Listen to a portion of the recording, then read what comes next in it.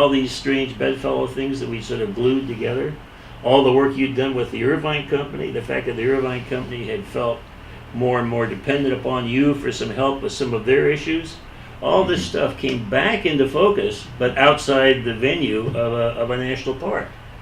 And it's in your own backyard.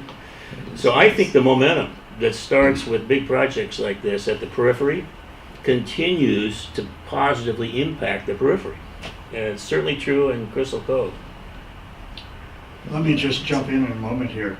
I don't know if you recall that the role of the Greenbelt in this, because the El Morro development was to have been phased out, and the Crystal Cove development was to have been phased out, but the people continued to live in those homes for some 20 years.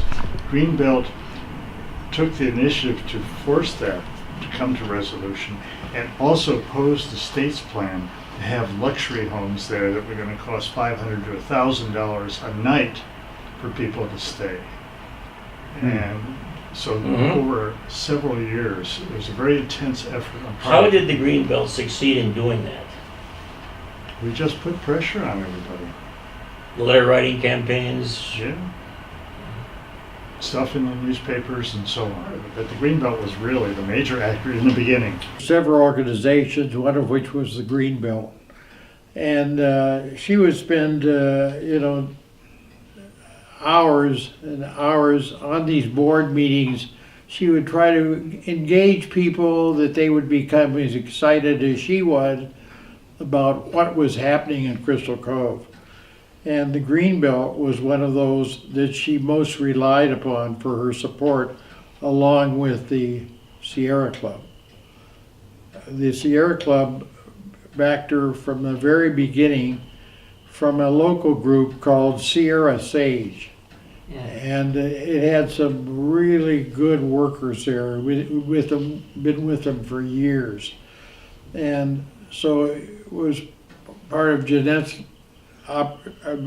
plans to get them totally involved with her. And when the time really finally came to, oh, Ed, you shouldn't worry about the public so much. There'll always be the trailer park.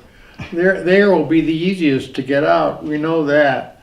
Well, it came to be exactly the opposite.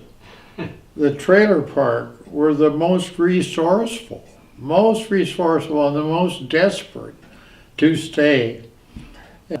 We would write letters to the editor about the El Morro situation and how those people had used up all the extra time they'd been given, and the 20-year addition to their lease with the state had already been granted. They wanted 5 more years on top of that, and one of them was a group of tenants themselves who lived right there.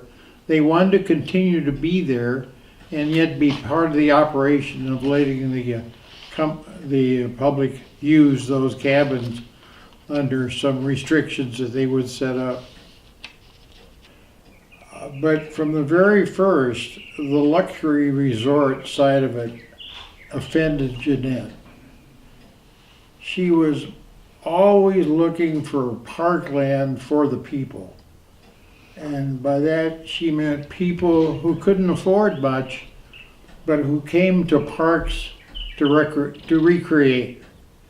And she thought there was no reason in the world that parks should be expensive or that people wouldn't be able to go because of their finances. So that became her life work. Yes, El Morro was an interesting thing. At the Friends of the Irvine Coast, later called the Friends of the Newport Coast, we would discuss the difficulties of getting the tenants out of the cottages, and also the difficulty in getting them out of the trailer park at El Morro. And at the Friends meeting, I was constantly raising the issue of we needed a parkland for the public, And one of them was a group of tenants themselves who lived right there. They wanted to continue to be there and yet be part of the operation of letting the public use those cabins under some restrictions that they would set up. That was offered by Michael Freed. Why, the Sierra Club sent out several thousands of notices of the meeting that was held in the grade school at Corona del Mar. So that was like the Greenbelt board, part of the people that she counted on to go to meetings and hearings. It was, of course, it was capped by that big meeting at the school at Corona del Mar. Joan Irvine Smith was making strong efforts to support the luxury proposal, the luxury resort. What we wanted was single-family residences, and that's all we would take, because we have fought against a lot of, having office buildings and things in the first round. And I mean, that's obviously a no-brainer. You don't waste your coastal views on office buildings. So they were going to do some sort of normal mixed-use development. So here we were. We said, they wanted a little place there where they could buy bread, and a little place down there. And we said, we have no problem if you cluster them, and then there's a lot of open space. And they said, oh, okay, thanks, see you later. And they rolled up their maps. And so Terry Watt and I laughed, because that's what they built what we suggested. And so it's my fault and her fault if you don't like Newport Coast. It's our plan.